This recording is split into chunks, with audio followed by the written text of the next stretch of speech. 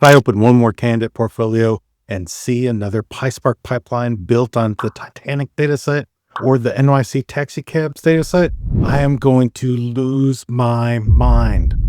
Today, we are doing a deep dive into an actual production grade portfolio project built by one of my students in the Gamble Data Coaching Program.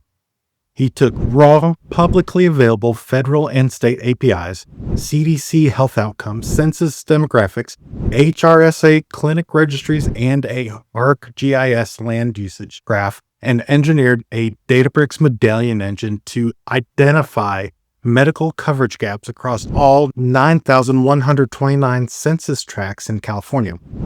In my 25 years of building data architecture and hiring data teams, I can tell you within 15 seconds if a candidate actually understands real-world data engineering or if they just copy and pasted code from a boot camp. So let's break down how this portfolio project was built, why hiring managers care about it, and how you can apply this same architectural framework to any region in the country.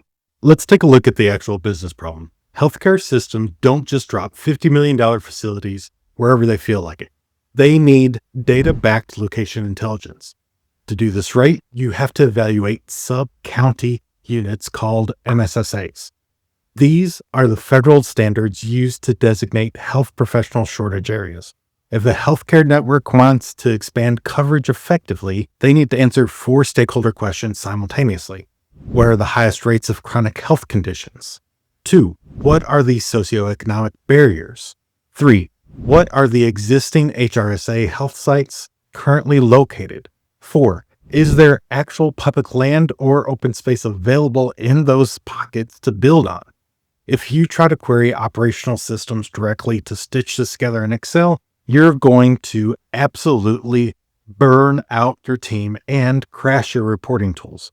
You need a centralized data lakehouse architecture. Here is how the student engineered the architecture inside Databricks using Delta Lake and PySpark.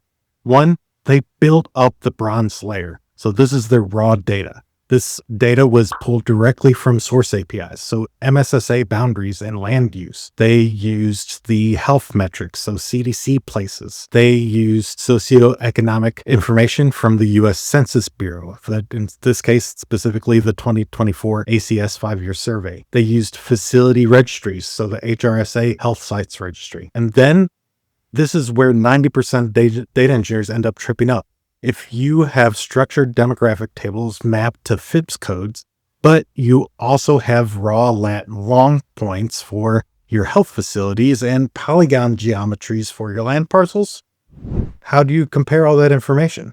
Instead of heavy, unoptimized spatial operations on raw data, the silver layer uses GeoPandas and Shapely with the sjoin_nearest function to map the coordinates to census tract boundaries, structuring clean, queryable delta tables. Now, if I asked you in a technical interview how to handle a spatial nearest neighbor join between 100,000 facility coordinates and 9,000 polygon boundaries in PySpark without tanking your cluster compute bill, do you know which spatial indexing strategy you choose?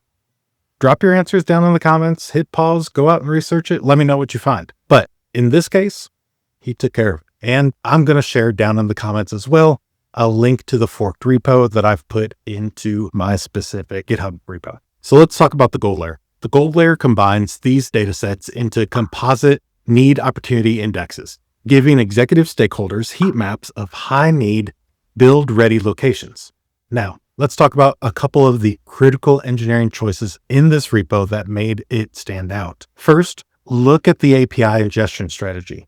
Instead of downloading static CSV files to a local desktop, the pipeline hits the Census API and CDC places endpoints directly, writing raw payloads directly into the bronze delta tables.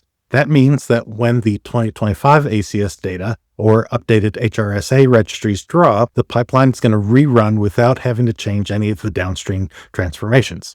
Now, look at the spatial join logic. When the mapping public land usage or the open space public lands in the view there is joining polygon to polygon geometries across the entire state of California, it is computationally expensive. But by partitioning the dataset at the county FIPS level before executing that nearest neighbor spatial join, the memory pressure on the Databricks worker nodes stays under control. Third, look at the output metrics. This student didn't just dump a table. He generated a multivariable score combining low vehicle access percentage and high poverty rates, elevated disease prevalence from CDC places, high distance to the nearest HRSA facility, and immediate proximity to viable public land. That is how you turn raw data engineering into an executive decision framework.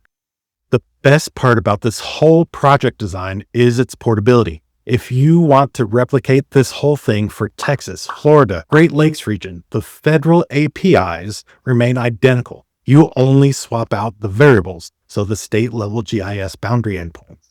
This is the exact caliber of work that we focus on inside the Gamble Data Coaching Program. We don't just teach you basic copy, paste syntax, or build some toy pipelines that no employer is going to pay any attention to. We take engineers, guide them through building real complex domain-driven architecture on Databricks and modern cloud stacks, the kind of projects that make hiring managers sit up and listen. If you're ready to move past generic tutorials and start building enterprise data platforms that actually move the needle towards your career, check out the links in the description to learn more about the Gamble Data Coaching Program.